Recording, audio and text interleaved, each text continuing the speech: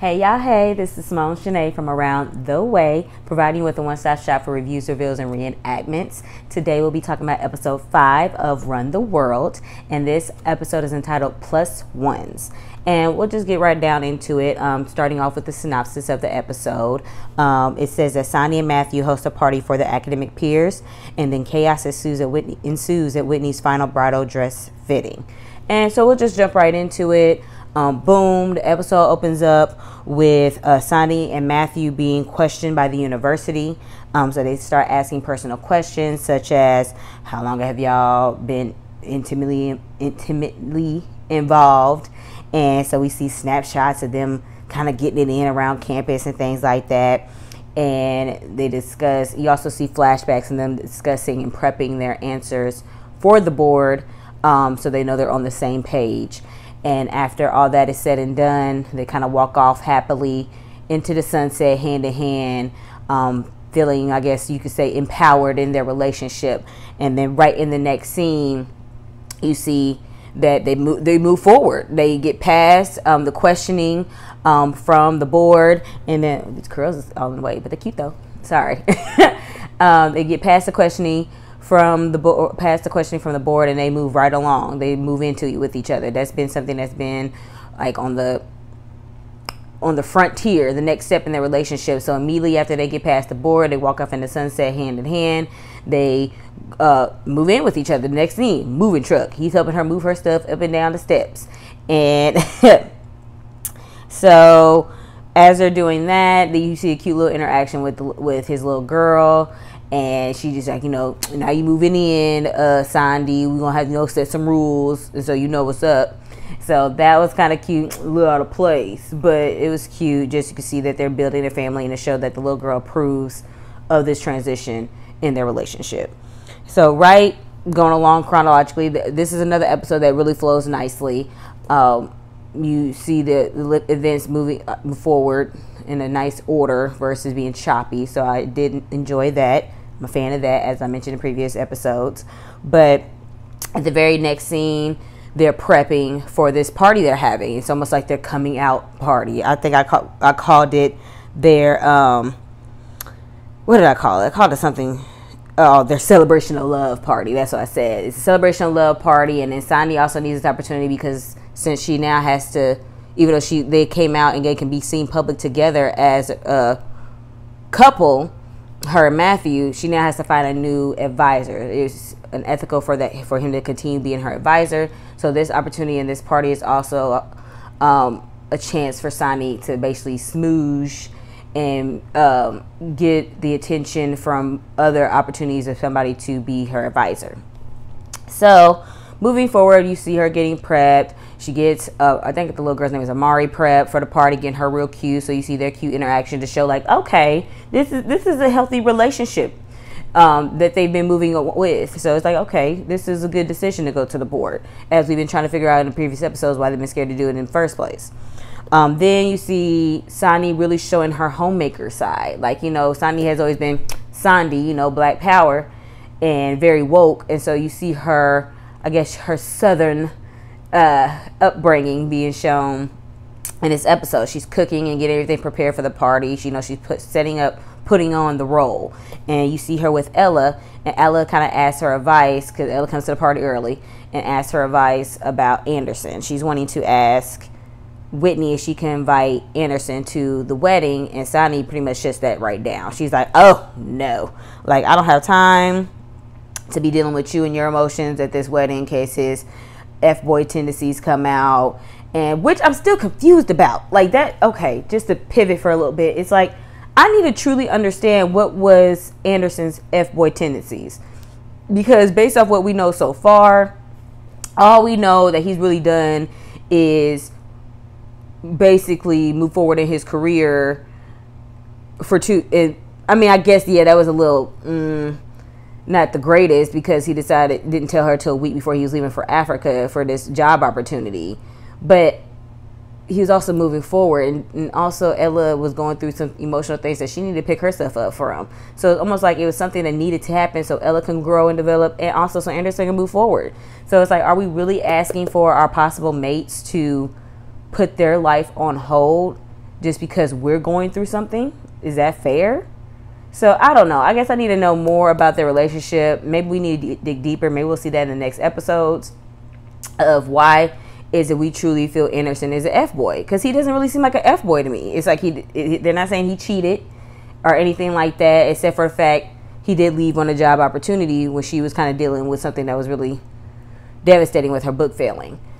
So I don't know. That's something you can mention in the comments. Is like how far are we supposed to go as far as figuring out moving forward in a relationship as well as moving forward in our own career, because you don't want to lose ourselves, but we also want to be there for the other person. And so I don't know. I just need to find out more information about this whole F-boy situation that they keep referring to as Anderson, because right now I don't see him as an F-boy. I just don't. But anywho, so moving forward, we get deep into the party. Like you see, Sondi is putting it on, girl. Sondi is on the money. She's like, okay, I'm about to smooch and get these people know my knowledge, talking about this awesome black history of Matthew's place and his family. So she's showing she's knowledgeable, that she knows her man, she knows his family, like this is real. And she's showing that I'm a catch too. This wasn't just a one-way street. He saw the beauty in me as well. So, and then you kind of see like a switch cam to Ella and Whitney just talking about how did we know that did we forget, or did we know that Sondi could really put on the, you know, the, what do they call it, the pretty dressed and smiling situation so quickly? And so, and Ella refers to her as, oh yeah, those grits, they that's something they hold deep in their soul. And everybody's like, grits, because Wendy's like, grits, and it stands for girls raised in the South. So, and she said, oh yeah, the grits are amazing at the Stepford-ish. And I'm like, I mean, that's pretty true though. Like I have good friends that are from the South. I have a good one that's from Memphis, and I also have one from Alabama.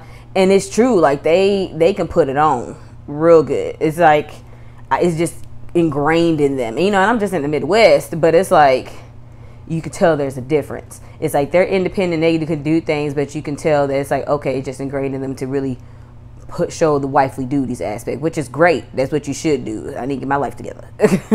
But anyway, they kind of talk about just how she can put it on, like she can be 1 minute, you know, woke Sondi, and then it's like next minute she's like, she's this quote unquote Stepford wife.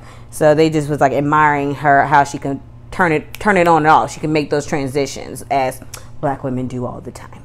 Anywho, so then here comes Renee out of nowhere to the party, and I'm still not understanding how they met Sondi, and I really don't know if I missed this, because we understand now that Renee, Whitney, and Ella know each other since like grade school. So it's like, how did Sondi come in this? And I'm still assuming it's college. But anywho, Renee shows up to the party with some rando named Reid.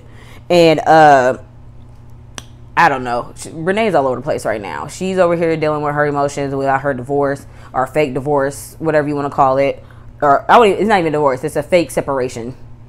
Without the paperwork, consciously uncoupling, as they mentioned before. So I think she's just kind of going through it mentally, and I believe we're going to touch more on that on the next episode. But you're just seeing how that she's unraveling. She's picking up randoms.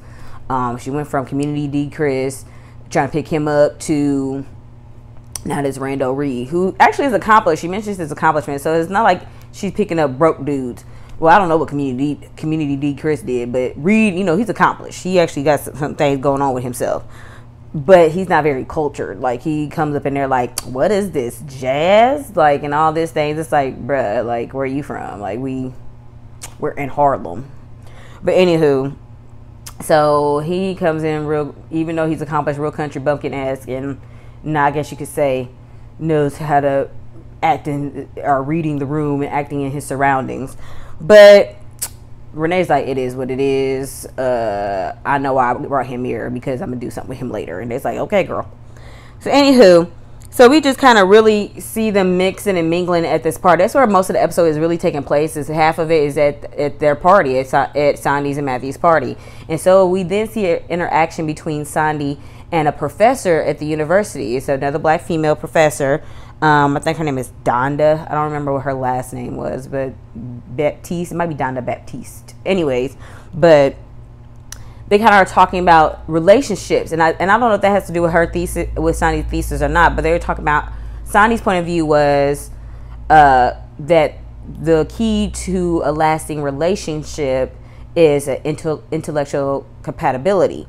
And that's what she was going into with this, which is, you know, it's the thing, it's sapiosexual and things like that. Somebody that's attracted to intelligence, and that connection is what really makes a long-lasting relationship. And Miss Baptiste is just like, that's cute and all, but you have to realize there also is a power dynamic. And she mentioned how basically that, especially when sex gets involved, there becomes a power dynamic or that happens between men and women. And she says something about all women should be allowed to F up, but not in a bad way. She said basically F-words, moving forwards, but with the other F-bomb, moving F-words at least once. So basically, instead of messing around with some nobody people, so nobody dudes, messing around with somebody strategically to move yourself, project yourself forward in your career. And it's like, why? And she just was mentioning, like, why shouldn't romantic entanglements be strategic? And that was actually really interesting, because it's like, we literally, you know, if you're still single in your 30s and things like that, it's like, what are we doing? Like, you don't want to sit there and be constantly adding numbers to you or to your bedpost, you know, old saying. But it's like, so why can't it be a strategic coupling and strategic entanglement? Anyway, and so Miss Baptiste is like, you know, why shouldn't romantic entanglements be strategic, and that sex and ambition do not have to be mutually exclusive. And that was a little powerful. And Ella and Renee was all about that. But Renee literally sums this up in a generic form, saying, that's what I've been saying, hoes be winning. And that really is that probably was the best, like, sum up to all this fancy talk of just saying, exactly, hoes be winning, because hoes are strategic in their sexual partners, and they be on the come up. And it's just, first of all, it's reflective to the song out with her and Jasmine Sullivan. I mean, hoes be out here winning. And it's just like, you know, you gonna make a hoe out of me. And it's like, Miss Donda Baptiste, if that's her name, just talking about, you know, behind every successful woman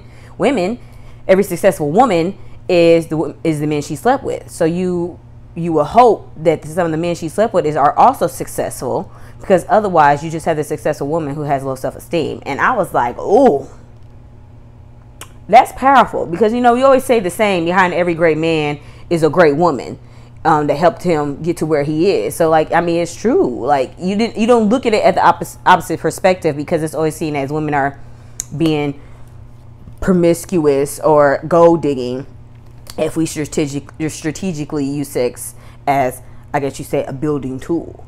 But that was a little eye opener. So, you know, just comment in the, or, you know, mention in the comments below about what you think about all that. Like, basically the sum up of hoes be winning. Like, you know, using sex in it as ambition, you know, they don't have to be exclusive. They can be something that can be done together. A strategic sexual situation or entanglement that can move you forward in your career. So is that just hoe stuff, or is this something that really needs, like, you know, why not? It's like, it's something, I mean, technically that's what basically she was referring to. Technically, though, even though this is interesting talk and I'm rambling a little bit, really, she was really being passive aggressive towards Sondi. She wasn't slick. Like, Ella and Renee was eating this up, but Sondi caught on quick, because she woke. And that's why I feel like I probably identified more with Sondi. Just because she was real woke, because she was like, what are you talking about? Like, you talking about me. You're basically saying that I F-word with Matthew to move my career along. And that was her whole point of not wanting to come out with Matthew, because people are now using him to justify her success. So Sondi was like, yeah, I'm done with this. And so she kind of walks off with Ella, even though they end up running into her, Miss Donda, again. And she kind of alludes to the fact that, oh, you're not the first student that Matthew has messed with, which now got Sondi's head all jacked up. So now you see them later on in the episode, because the reason why she alludes to this is because she kind of mentions talking about, oh, your cooking's better than the last one that's been trying to lock Matthew down. And I'm like, oh, that's hella passive. And why is Ella not catching on that this Miss Donda Baptiste, or whatever her name is, being a little bit of a wench?